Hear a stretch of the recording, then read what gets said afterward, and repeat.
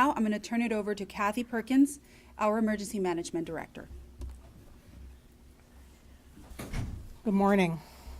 After almost 2 days of nonstop work by search and rescue teams, first responders, public works and utilities crews, yesterday we were able to safely reopen access to our barrier islands with the exception of areas of Indian Shores and Madeira Beach.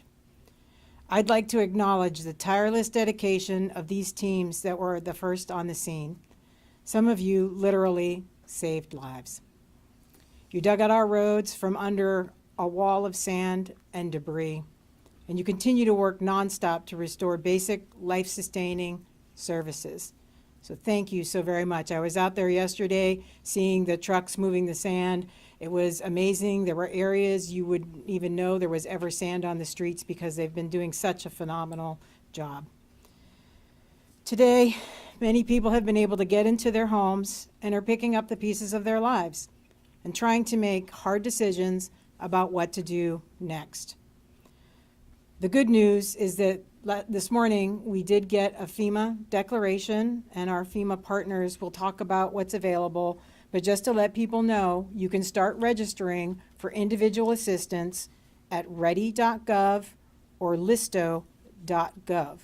I want to make sure that anyone and everyone that's out there that needs assistance starts registering for that number.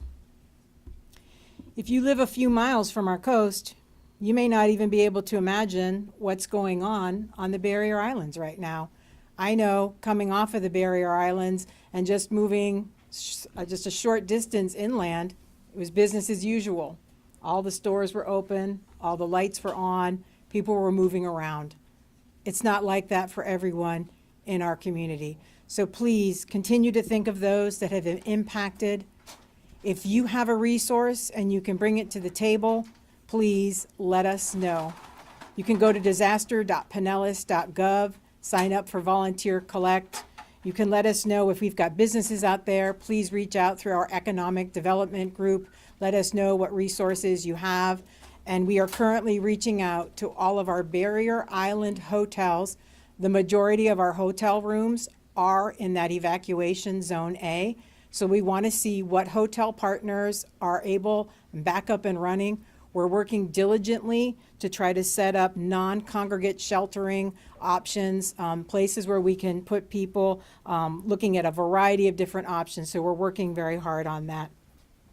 And I just want to say we were just on a call with many of our municipalities talking about what type of services they need for their community members, including feeding, points of distribution sites for cleanup kits, so many different services, where we can get everything set up, what they need. Some communities don't even know yet because they haven't even been able to get that assessment. So I just want you to know that we're working with them. And we heard from Treasure Island, they estimate that every single structure in their jurisdiction had 2 to 6 feet of water inside of it. So as those of you that were not impacted and your power's back on, we're grateful for that. For those of you that were in areas where your power may be coming on and off or it's getting restored and you were impacted, please let us know. Make sure you're reaching out for services so we can get to you and help you. This morning, we're going to do the best that we can to answer basic questions like where you can go if you can't stay in your home, how to get possible financial relief, and what to do with the storm debris. First, let's talk about beach access. I want to reiterate that access to the barrier islands is still limited to just residents, business owners with a barrier island reentry permit or ID proof of residency. Visitors are not allowed on the beaches. Contractors will be allowed access to the barrier islands as long as they can show an existing work order for a home or business on the barrier island. We've got roads and access to homes safely opened in most places with a few exceptions. The north and southbound lanes of Gulf Boulevard will remain closed from 150th Avenue, that's Tom Stewart Causeway, south to 140th Avenue in Madeira Beach. Additionally, Gulf Boulevard, both north and southbound, from Park Boulevard Bridge to 196th Avenue, that's the Tiki Gardens County Park, and in Indian Shores, will also remain closed. If you do enter the barrier islands, understand that because the power is out, traffic lights and signals are not functioning, you must drive with caution. Please be respectful of all of our response and responder agencies that are out there. We still have active search and rescue missions out there. We are still working to get sand out of the way. So please be respectful, make way for everybody. We don't need to be in a hurry. We don't need traffic accidents out there. So take your time. Buildings have not been inspected for structural integrity. So as you're going to and from your home, please be extremely careful. Let's talk about sheltering. We know that there are a lot of people that have been displaced by this storm. They don't have a livable home to sleep in tonight. Hopefully many of you have family or friends or neighbors with a spare bed, or maybe you have means to stay in a hotel for a while. If you don't have these options, we do have safe places available where we can get a roof over your head, food, water, and electricity. We have options if you have pets or special medical needs like oxygen dependency. It won't be home, but it will be safe. For short-term sheltering options, you can call our County Information Center at 727-464-4333. The County Information Center will be open until 6 p.m. tonight, then reopen through the day on Monday. In a moment, our representatives from FEMA will talk more about the type of aid and assistance that will be made available. And we know that there'll be more services turned on as we move forward. We just want to make sure that we are putting everything in place for everyone to help support you at this time, over the next few weeks, and for some people, probably for several months or more. Let's talk about insurance and damage reporting. As you go back into your home, there's a few things that are extremely important to keep you safe and make sure you get the financial help you need to rebuild. Number one, document the damages before you start removing debris or gutting out damaged walls. Take a lot of pictures. Take a ruler and show how high the water marks are inside and outside of your home. Don't wash those marks off on the outside. That's very helpful to us as we go through and we're looking at our damage assessments. And we will have state and federal teams that will be coming through to do more inspections as we move forward. You need to document damage both for your own insurance claims, but we also need you to report your damages to the county.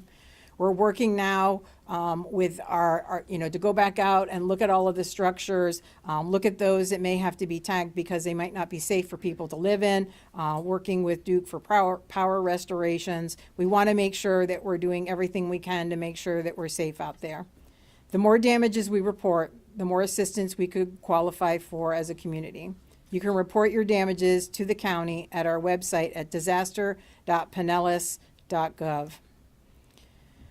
So let's talk about debris. We already know that there's many homeowners that are out on the beach communities and other communities, and you're putting that debris out on the streets. We ask you to please separate yard debris from household items or building debris. That will really help us with the speed up for collection. And we will start notifying you about collections. Again, we're working very closely with our debris haulers and all of our cities to make sure we have a coordinated effort. Please do not block the roadways when you're putting your debris out there, and keep it away from gutters and storm drains. If you only had minor storm vegetative debris, some leaves or twigs or branches, please dispose of as you would for your normal landscaping debris. Right now, crews are really focused on getting the roads, drains, and water systems back in good working order. So please don't ask them to help with your personal property cleanup. The county has contracted with a debris hauler for unincorporated Pinellas and will announce a pickup schedule and what type of debris is eligible for collection soon. If you live in a city, call or check their website for availability of debris pickup in your area. And as I said, we're having a lot of conversations about how we can coordinate this countywide. We want to make sure that everybody cleans up their businesses and their homes. We want to make sure that people are taking extra precautions. Flood water may have carried sewage or chemicals into the structure. This could expose you or your family to viruses, bacteria, disease carriers such as mosquitoes, as well as mold.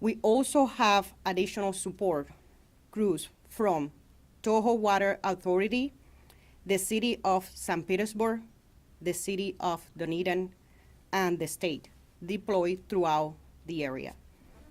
St. Pete Beach, Treasure Island, and Tierra Verde remain under boil water notice. Residents are advised to use bottled water or boiled tap water before you use it for cooking, drinking, and personal hygiene.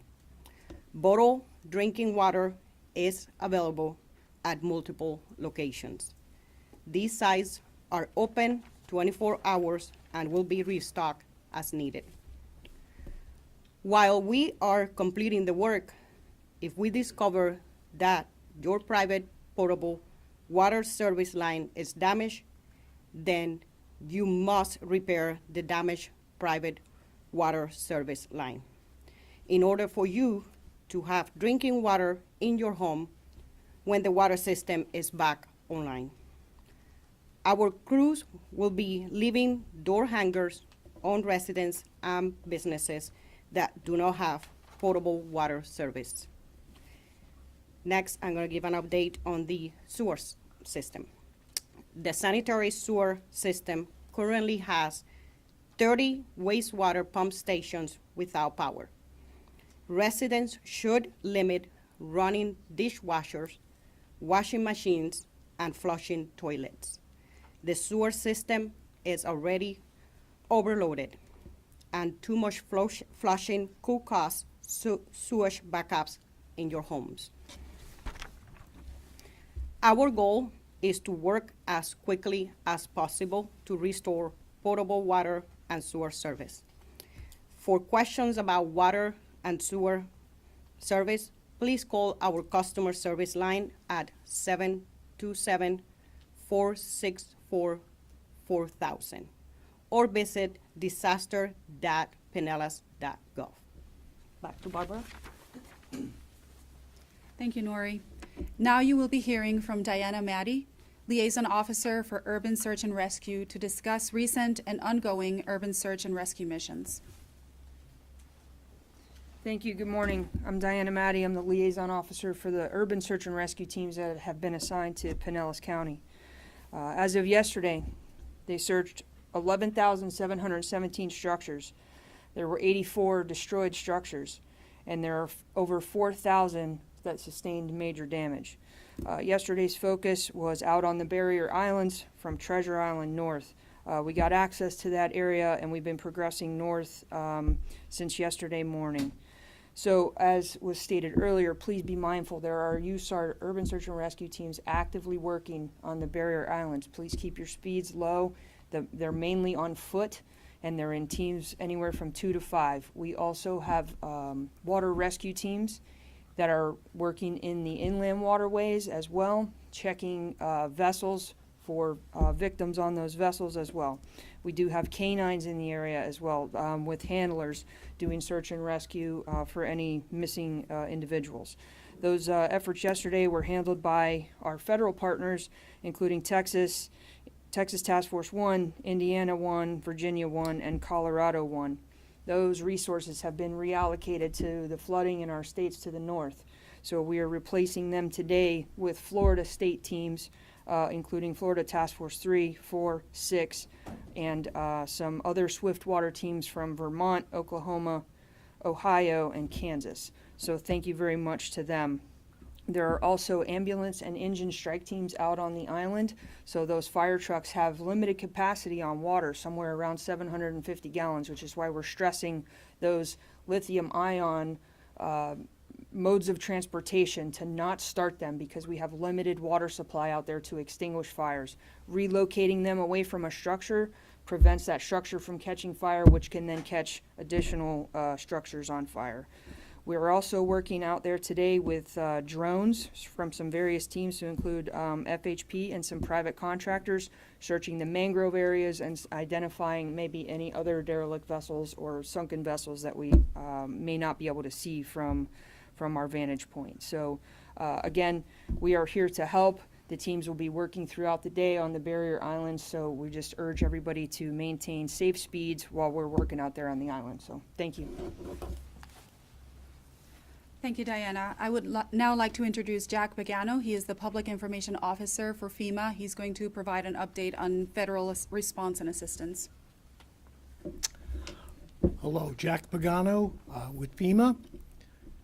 The key to everything that we do is to document. And to do that, if you've had damage, is to call 800-621-3362. Again, that's 800-621-FEMA. Now, if you do have internet, then you can go to disasterassistance.gov. Those are two instrumental, important places for you. Now, we've had Hurricane Debbie, now Hurricane Helene. Sometimes some people have had damage with Hurricane Debbie, and now they have damage with Hurricane Helene. You need to document that, and you need to apply. Because if you don't apply, you can't get assistance. It's very simple. If you apply, then we will have teams that will go out and assess the damage. I will be providing every day an update on what we can do as the media, because the media, as you know, is very important. It's the information. Clear, hold, and build. It's my philosophy.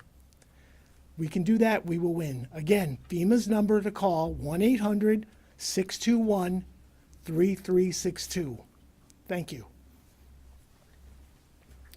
Thank you. Let's now go to Jeff Baker with Duke Energy for an update on the power restoration efforts. Thank you, Barbara.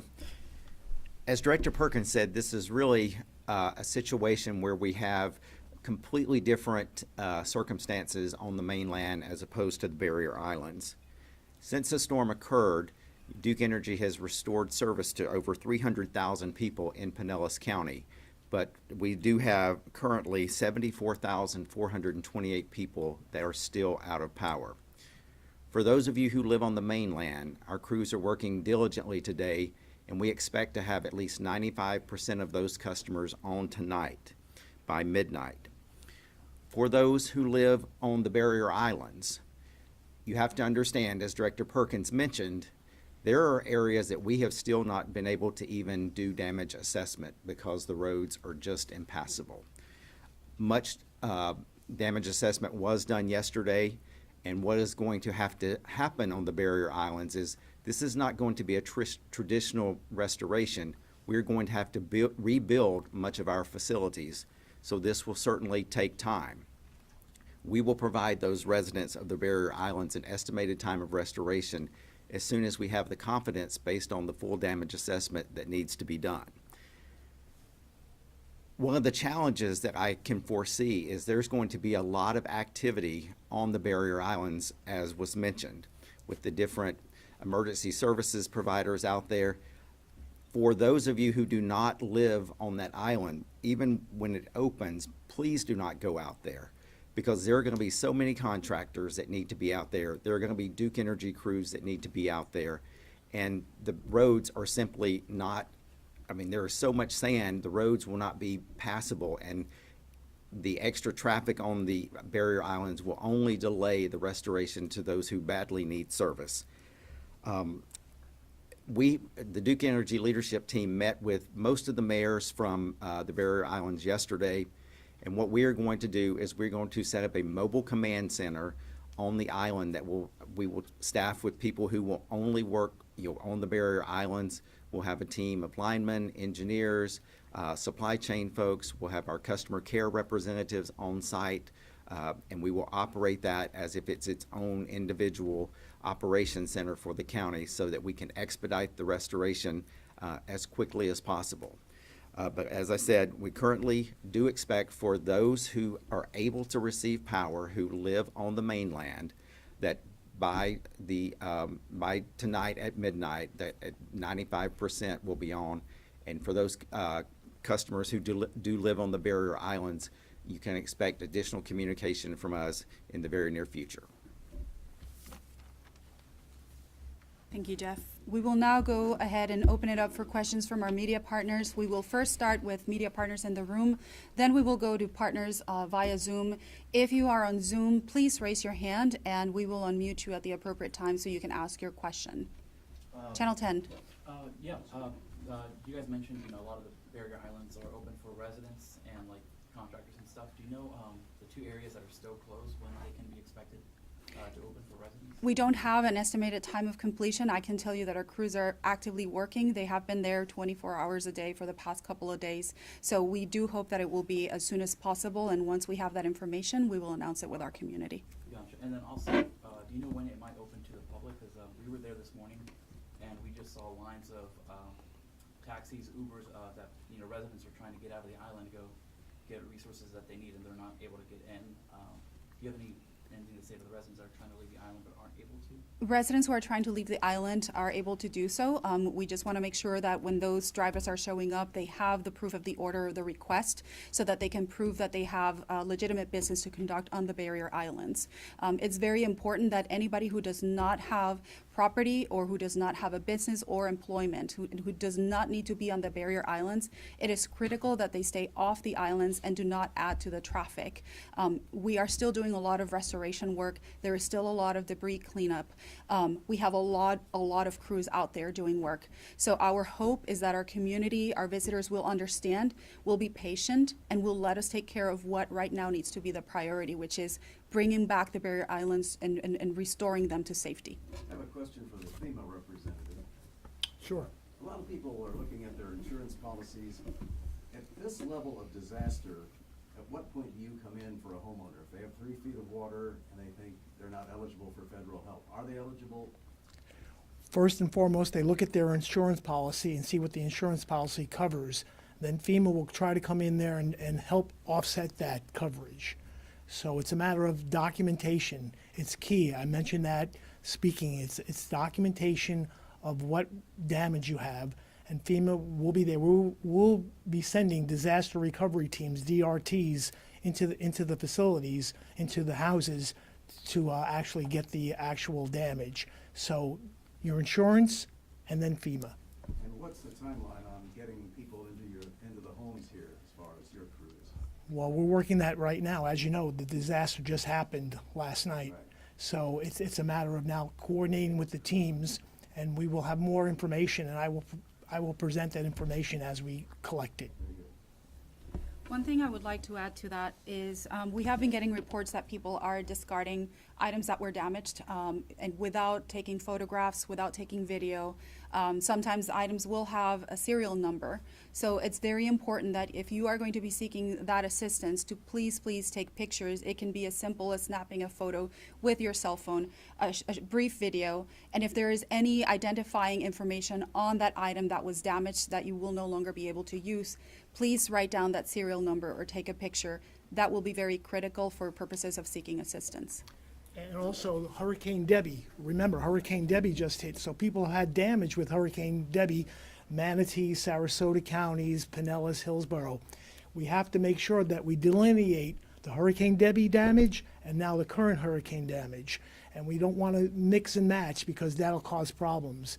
We understand about the damages. One other question. How many billions of dollars do you estimate this disaster costs so far? Well, at the moment, it's $3 to $6 billion insurance claims, and after that, it's hard to say right now. We're assessing the damage now. Any other questions in the room? Yes, you still have search and rescue missions taking place. Do you have an idea of the number of people that are unaccounted for at this point? And also the number of people that are displaced in the county? Diana? I have not been given a report of the number that are unaccounted for at this point. Displaced on the island, we're gonna have to find out from the individual islands, the Treasure Island, each municipality along the coast, so we would have to redirect that to their points of contact or EOCs. And you talked about the lithium batteries in the cars. I think you guys mentioned there's been reports of electric vehicles that caught on fire. Yes. Can you talk about like what happened and if there has been a documented one, not just a report, but there actually has been fires with electric vehicles that people tried to start, just to give a little more information for people that might have this issue with the storm moving north, and a lot of people now have electric vehicles, and it's good to know that there could be an issue if somebody tries to turn on the car or run it after it's been flooded. Can you just talk about what you guys have seen and what you're letting people know? Sure, there have been fires here. There have been fires in previous storms because lithium-ion batteries that get saturated with salt water cause the corrosion, can cause a reaction which will set off the cells. There's video online of one here in Pinellas County that was a garage camera photo video, their home security system that showed it from full development. So if you have a lithium-ion vehicle, whether it's a scooter, a golf cart, or an EV car, if you can get it moved out of your structure, that's the first and primary thing that we need to be doing there. If they try to start it, it can cause that reaction. So the best course of action, if you can't get it out with, using your neighbor's pickup truck and some chains and dragging it out of the garage, get a tow company to come do the same, because it is a very dangerous situation when we don't have water to the area, and it takes tens of thousands of gallons to extinguish an electric vehicle fire, which can extend to a home and adjoining homes. And final question, how long do you expect the search and rescue missions to continue? We believe we're going to wrap up the search and rescue missions by dark tonight, by sunset. Thank you. Any other questions in the room? Okay, we will turn it over to Zoom. Again, please raise your hand if you have a question and we will unmute you. No questions on Zoom at this time. All right. Well, thanks everybody for joining us for this update. Again, we remind everyone in our community to stay safe, be patient, understand that as a community we will continue to work together. We will recover and we will hopefully see better days ahead of us, but we need the cooperation of everybody. Thank you very much. Can we get the exact